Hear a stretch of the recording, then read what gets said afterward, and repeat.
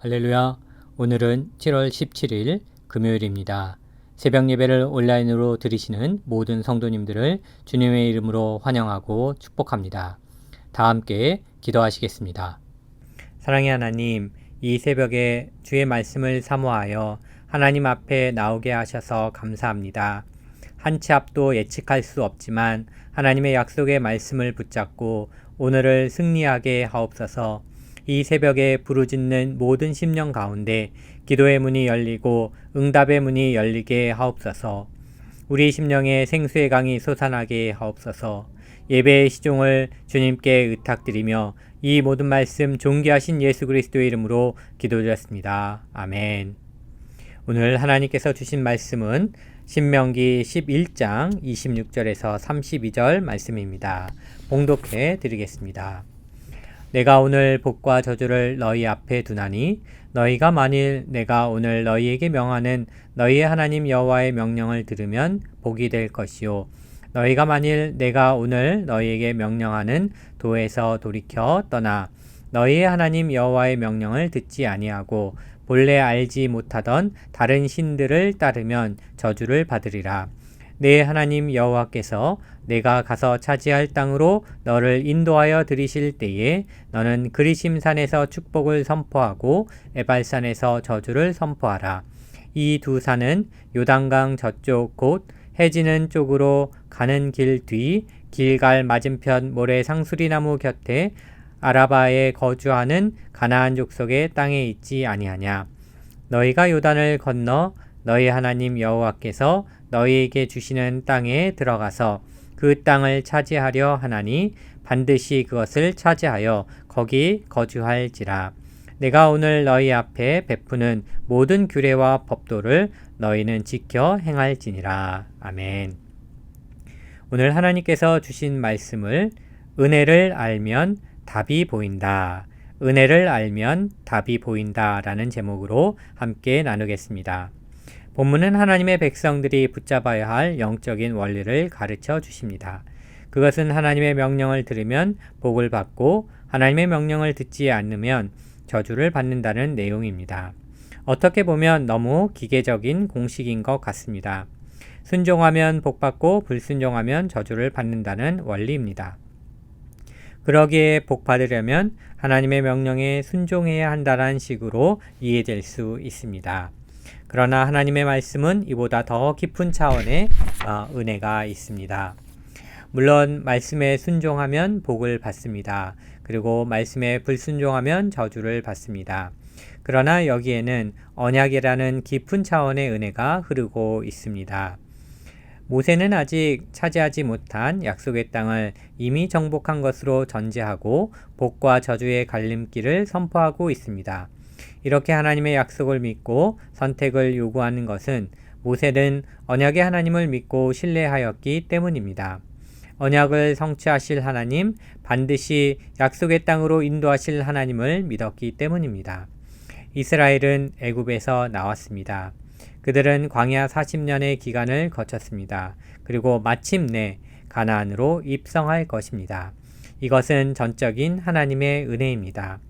애굽은 어떤 땅입니까? 애굽은 인간의 노력으로 만들어진 땅입니다.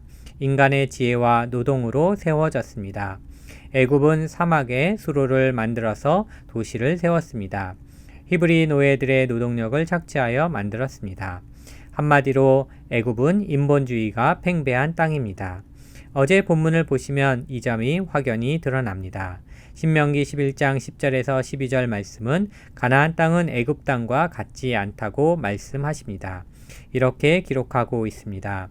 내가 들어가 차지하려 하는 땅은 내가 나온 애굽 땅과 같지 아니하니 거기에서는 너희가 파종한 후에 발로 물대기를 채소밭에 댐과 같이 하였거니와 너희가 건너가서 차지할 땅은 산과 골짜기가 있어서 하늘에서 내리는 비를 흡수하는 땅이요 내 하나님 여호와께서 돌보아 주시는 땅이라. 연초부터 연말까지 내 하나님 여호와의 눈이 항상 그 위에 있느니라. 아멘. 애굽 땅은 인간의 노력으로 농업이 가능한 땅입니다. 10절에서 발로 물대기를 채소밭에 댄 것 같다라고 말씀하시는데, 이것은 인간의 오줌으로 채소밭에 댐과 같이 하였다라는 뜻입니다. 즉 인간의 노동으로 농업이 가능한 땅이라는 말입니다. 그러나 이와 반대로 너희가 건너가서 차지할 땅, 즉 가나안 땅은 하늘에서 내리는 비를 흡수하는 땅입니다. 즉 하나님이 돌보아 주시는 땅이요, 하나님의 눈이 항상 그 위에 있는 땅입니다. 결국 가나안은 은혜의 땅입니다. 약속의 땅입니다. 하나님이 주신 선물입니다. 인간의 노력과 지혜, 인간의 능력과 경험으로 살아갈 수 없는 땅입니다. 하나님의 은혜가 아니면 살 수 없는 땅입니다. 애굽은 인간의 노력으로 살아가는 땅이라면 가나안은 하나님의 은혜로 살아가는 땅입니다. 애굽은 인본주의가 팽배한 땅이라면 가나안은 하나님의 은혜가 충만한 땅입니다. 그러기에 애굽에서 광야 40년을 거쳐 가나안에 입성하는 것은 단순히 공간적인 이동이 아닙니다. 그것은 행위의 성취에서 언약의 성취로, 인간의 공로에서 하나님의 은혜로의 이동입니다. 모세는 광야 2세대들에게 이것을 가르치기 원했습니다. 그리고 복과 저주의 갈림길을 선포했습니다. 왜냐하면 은혜를 알면 답이 보이기 때문입니다. 은혜를 알면 선택할 수 있기 때문입니다. 이제 이스라엘이 할 일은 하나님의 약속을 믿음으로 받는 것입니다. 또한 하나님의 말씀을 순종하는 것입니다. 또한 본문은 우리에게 도전합니다. 복과 저주의 선택이 우리 앞에 있습니다. 순종하면 복을 받고 불순종하면 저주를 받습니다. 그러나 은혜를 알면 답이 보입니다. 이제 본문의 말씀을 통해 하나님이 저와 성도님에게 주시는 하나님의 음성을 함께 듣기 원합니다. 첫 번째, 은혜를 알면 순종하게 됩니다. 본문 26절에서 28절 말씀은 복과 저주의 갈림길에서 선택하라고 명령하십니다. 인간의 자유의지를 허락하신 하나님께서 이스라엘 백성들에게 선택하라고 명령하십니다. 하나님의 명령에 순종하여 복을 받을지 불순종하여 저주받을지 선택하라고 하십니다. 그런데 이것은 선택의 문제라기보다는 하나님을 아는 지식의 문제입니다. 하나님의 은혜를 경험한 자만이 순종할 수 있기 때문입니다. 약속의 땅을 선물로 받은 자만이 말씀에 순종할 수 있습니다. 아직 차지하지 않았지만 가나안 땅을 믿음으로 받은 자만이 결단할 수 있습니다. 본문에서 복은 땅을 기업으로 받은 복을 의미합니다. 또한 저주는 땅을 빼앗기는 저주를 의미합니다. 하나님은 땅을 언약 백성인 이스라엘에게 선물로 약속하셨습니다. 그리고 언약 성취는 언약 백성이 약속의 땅을 차지하는 것입니다. 그러나 언약 백성이 언약을 파기하면 약속의 땅을 상실하게 됩니다. 이스라엘의 역사를 보면 하나님께서 아브라함에게 땅을 약속하셨습니다. 또한 하나님의 은혜로 이스라엘은 약속의 땅을 차지하게 됩니다. 그러나 이스라엘은 우상 숭배로 그 땅에서 쫓겨납니다. 그리고 하나님의 자비와 국률로 70년 후에 그 땅으로 돌아옵니다. 이것이 이스라엘의 역사입니다. 땅의 약속, 땅의 소유, 땅의 상실, 그리고 땅의 회복입니다. 그런데 신명기는 이 모든 역사 속에 흐르는 하나님의 원리를 가르쳐 줍니다. 복과 저주의 갈림길입니다. 그렇습니다. 저와 성도님 앞에도 복과 저주가 있습니다. 인간은 누구나 갈림길에서 답을 찾기 원합니다. 어떤 길이 복인지 어떤 길이 저주인지 알기 원합니다. 때로는 답을 찾지 못해서 방황합니다. 그런데 하나님의 은혜를 알면 답이 보입니다. 세상 사람들이 볼 수 없는 답이 보입니다. 모든 것이 불확실한 세상에서 확실한 답이 보입니다. 그 답은 바로 예수 그리스도이십니다. 예수님을 알면 하나님의 말씀에 순종할 수 있습니다. 또한 하나님의 말씀에 순종하면 내 앞에 놓인 복을 받아 누릴 수 있습니다. 그러나 하나님의 은혜를 모르면 세상을 선택합니다. 죽음을 선택합니다. 예수님을 모르는 인생은 세상에서 불안과 두려움으로 방황합니다. 예수님을 만나면 인생의 방황이 그치고 내 앞에 놓인 복을 받아 누릴 수 있습니다.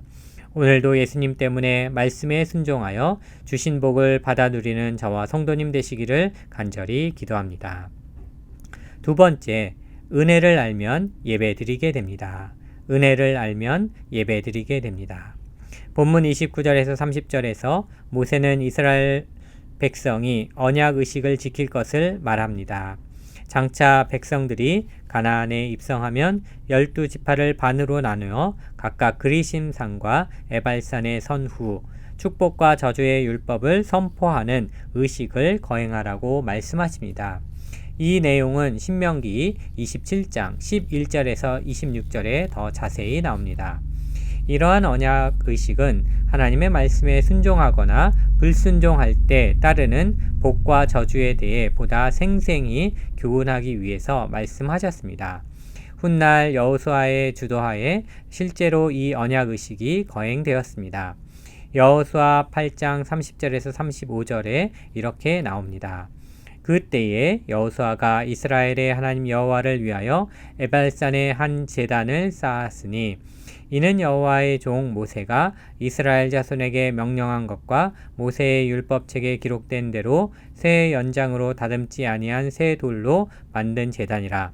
우리가 여호와께 번제물과 화목제물을 그 위에 드렸으며 여호수아가 거기서 모세가 기록한 율법을 이스라엘 자손의 목전에서 그 돌에 기록하매 온 이스라엘과 그 장로들과 관리들과 재판장들과 본토인뿐 아니라 이방인까지 여호와의 언약궤를 맨 레위 사람 제사장들 앞에서 궤의 좌우에 서되 절반은 그리신산 앞에 절반은 에발산 앞에 섰으니 이는 전에 여호와의 종 모세가 이스라엘 백성에게 축복하라고 명령한 대로 함이라. 그 후에 여호수아가 율법책에 기록된 모든 것대로 축복과 저주하는 율법의 모든 말씀을 낭독하였으니 모세가 명령한 것은 여호수아가 이스라엘 온 회중과 여자들과 아이와 그들 중에 동행하는 거류민들 앞에서 낭독하지 아니한 말이 하나도 없었더라. 아멘. 여호수아 8장 30절에서 35절의 말씀은 여러분들 잘 아시다시피 아이성에서 참패한 후 일어난 사건입니다.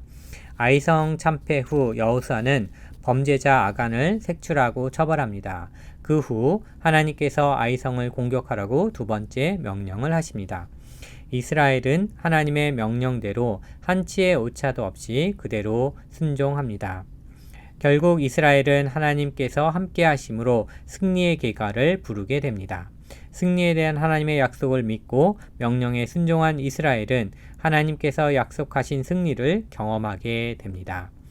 이스라엘은 하나님의 주권과 계획 가운데 아이성을 정복한 후 바로 여호와 하나님의 인도하심에 감사하며 하나님을 경배하는 언약 의식을 거행합니다. 바로 본문 11장 신명기 11장 29절에서 30절에 나오는 언약 의식입니다. 그런데 두 가지 이해가 되지 않는 부분이 여호수아서에 나옵니다. 첫째는 아이성에서 약 32km 떨어진 세겜 땅 그리심산과 에발산에서 언약 의식을 행했다라는 사실입니다. 생각해 보십시오. 전쟁을 마친 이스라엘에게는 언약 의식을 행하기 위해 너무도 멀리 가야 했습니다. 그러나 여호수아는 하나님과의 언약을 준수하는 일에 심혈을 기울였습니다. 그는 아이성을 정복한 후 이틀 거리 정도에 있는 에발산까지 진격했습니다. 왜냐하면 하나님의 도우심 없이는 가나안 정복 전쟁을 치를 수 없기 때문입니다. 은혜 없이 승리할 수 없기 때문입니다. 이스라엘은 그 먼 길을 멀다 하지 않고 진격했던 것입니다. 둘째로 이해되지 않은 것은 축복의 산 그리심산이 아니라 저주의 산 에발산에서 단을 쌓았다라는 것입니다. 이 두 산은 가나안 땅의 중심부에 위치하고 있습니다. 또한 이 두 산은 비슷한 높이로 서로 마주보고 있습니다. 그리심산은 양지 바르고 초목이 무성한 산이었지만 에발산은 벌거숭이 산이었습니다. 수목이 거의 없는 황폐한 바위투성이 산이었습니다. 누가 보더라도 양지 바르고 초목이 무성한 곳에서 단을 쌓고 번제와 화목제물을 드리는 것이 맞습니다. 그러나 여호수아는 저주의 산 에발산에서 희생 제단을 드렸습니다. 그 이유는 저주의 산 에발산이야말로 계속 범죄하는 이스라엘의 현 상황을 잘 보여주기 때문입니다. 그들은 범죄하였기에 저주받고 죽을 수밖에 없습니다. 그러나 하나님은 그들을 용서하시고 버리지 않을 것임을 알려주기 위해서 바로 에발산에서 단을 쌓으라고 하신 겁니다. 바로 저주의 현장에서 희생의 제단을 쌓는다라는 것은 온 인류의 죄를 대신 지시고 십자가 죽음을 당하신 예수 그리스도의 희생 제단을 상징합니다. 그리스도께서 피 흘려 죽으심으로 죄와 저주로 가득한 이 세상이 구원받을 것을 상징합니다. 이 죄악의 세상을 속량하기 위해 십자가에 달리신 어린 양 예수 그리스도의 희생을 상징합니다. 그러기에 여호수아는 저주의 산 에발산에서 단을 쌓았습니다. 번제와 화목 제물을 드렸습니다. 이는 은혜를 알기 때문에 하나님을 예배하게 된 것입니다. 범죄한 이스라엘에게 베푸신 하나님의 은혜를 알면 하나님을 경배하게 됩니다. 아간의 죄로 말미암아 실패를 경험한 이스라엘은 하나님의 은혜가 아니면 가나안 정복 전쟁에서 승리할 수 없음을 알게 되었습니다. 하나님의 도우심 없이는 승리할 수 없습니다. 은혜 없이는 승리할 수 없습니다.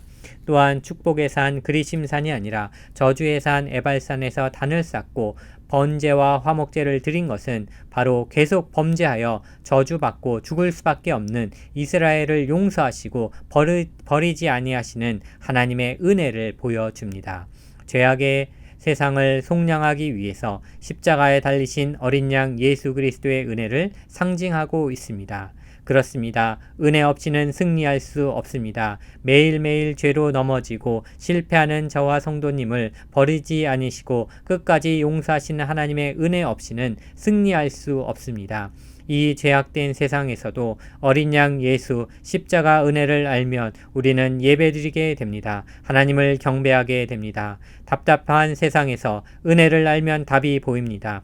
복과 저주의 갈림길에서도 은혜를 알면 선택할 수 있습니다. 어떠한 상황 속에서도 은혜를 알면 순종하게 됩니다. 전쟁터와 같은 치열한 세상, 이 죄악된 세상에서도 어린 양 예수 십자가의 은혜를 알면 전심으로 하나님을 예배하게 됩니다.